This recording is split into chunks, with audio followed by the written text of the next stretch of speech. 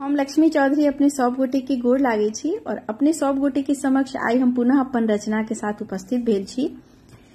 उपनयन भेला के बाद अपना सब में एकटा विध होइत अछि जे रातिम दिन खिखिर के नातल जाय छन। त आई हम अपने सब गोटे के समक्ष खिखिर नाटक एकटा गीत ल के एलहुं हैं।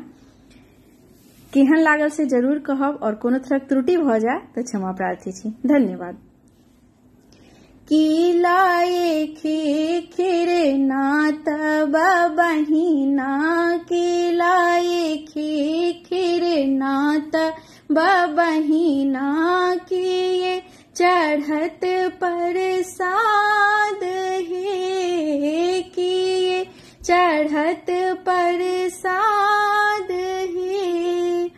बड़ुआला की सब मांगब बहिना, की देखी नयन जुड़ब हे। बड़ुआला की सब मांगब बहिना, की देखी नयन जुड़ब हे।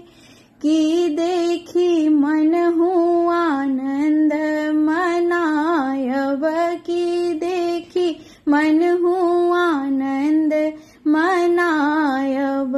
की पूजी बड़ुआ निहाल है, की पूजी बड़ुआ निहाल है। सुपारी लाए खिखिर नातब बहिना, पूरियो खीर पर साद है। सुपारी लाए खिखिर नातब बहिना, पूरियो खीर पर साद है। बड़ुआला जिंदगी मांगब बहिना, बड़ुआला जिंदगी मांगब बहिना। बड़ुआ देखी नयन जुड़ब हे, बड़ुआ देखी नयन जुड़ब हे।